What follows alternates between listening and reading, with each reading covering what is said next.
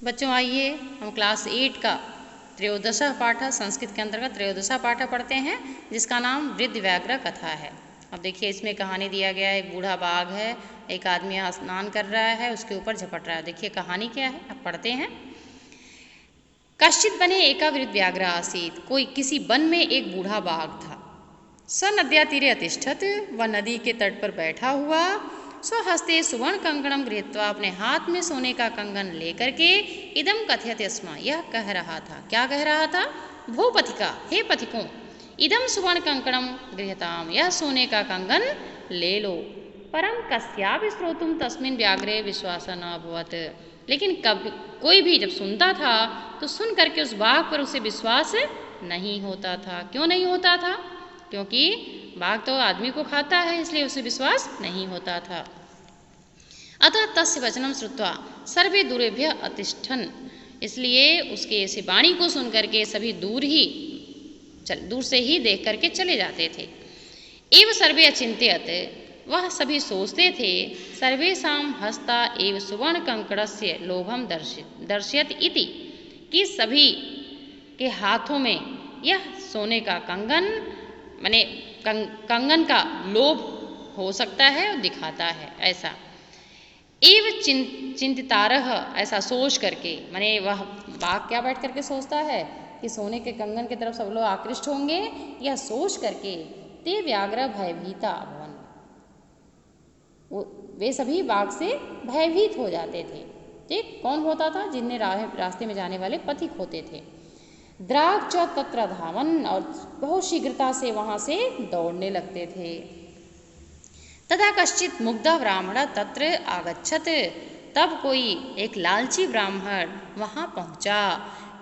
तमपि व्याघ्र तवैव अवदत, उसमें भी बाघ उससे बोला। ब्राह्मण अचिंत्यत, क्या बोला? कि यह सोने का कंगन ले लो। ब्राह्मण सोचने लगा, भाग्येन एतत् संभवति, यह तो भाग्य से ही संभव है कि कोई अनायास से बुला करके हमें सोने का कंगन दे रहा है, यह भाग्य से ही संभव है। परम व्याघ्र हिंसका भवति, लेकिन बाघ हिंसक होता है। इति मत्वा विश्वास योग्यो नास्ति, यह सोच करके विश्वास करने योग्य नहीं है। ब्राह्मण तम व्याघ्रम पृच्छत, जो ब्राह्मण है उस बाघ से पूछता है, तथा सुवर्ण कंकणम कुत्रास्ति, तुम जो कह रहे हो तुम्हारे सोने का कंगन कहाँ है? व्याघ्र स्वहस्तम प्रसार्य सुवर्ण कंकणम अदर्श्यत, बाघ अपने हाथों को फैला करके सोने का कंगन दिखाता है। ततः स पथिक तम व्याघ्रम अवदत, तब वह पथिक उस बाघ से बोला, तुम हिंसको अस्ति, तुम हिंसक हो, अतः न विश्वास योग्य है, इसलिए तुम्हारे ऊपर विश्वास करने योग्य नहीं है। तथा ब्राह्मणस्य विश्वास दृढ़ कर्तुम व्याघ्र अवदत, तब ब्राह्मण के विश्वास को मजबूत करते हुए बाघ बोला, हिंसा कारणात् मम सर्व परिवार अनश्यत, हिंसा करने के कारण मेरा सारा परिवार समाप्त हो गया, नष्ट हो गया। अधुना दानशीला हो च अहम धर्म आचरामि, इस समय मैं दानशील होकर के मैं इस धर्म का आचरण कर रहा हूँ। एकदा कश्चित धार्मिक मम उपदिशत, एक दिन किसी धार्मिक ने मुझे उपदेश दिया, धनम यच्छ धर्मम च आचरेत, धन दो और धर्म का आचरण करो। तद उपदेशाम एव अहम प्रतिदिनम स्नानम करोमि, इसलिए उसके उपदेश के अनुसार मैं प्रत्येक दिन स्नान करता हूँ, और धनम याच्यामि च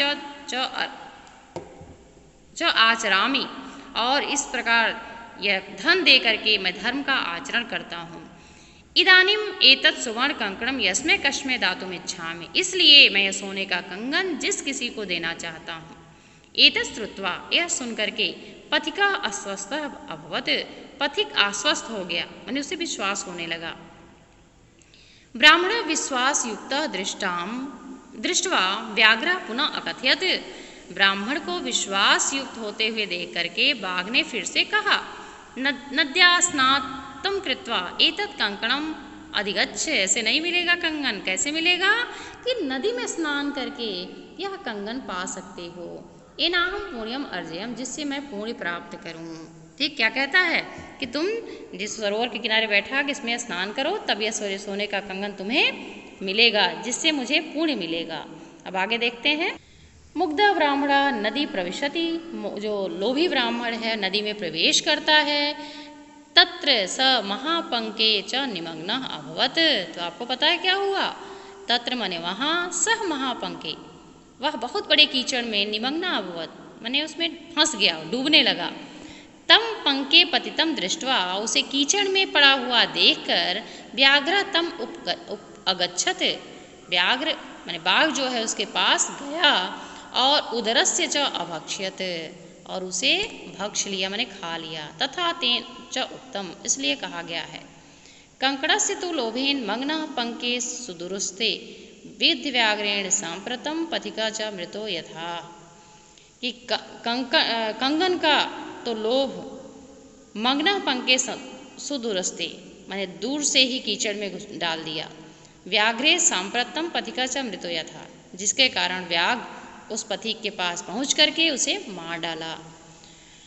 उक्तम च लोभ न कर्तव्य, और कहा गया लोभ नहीं करना चाहिए। एतत् लोभस्य परिणामः, यह लोभ का परिणाम है। अब देखिए बच्चों, इसमें शब्दार्थ जो है पूर्व की भांति अपनी कॉपी में लिखेंगे।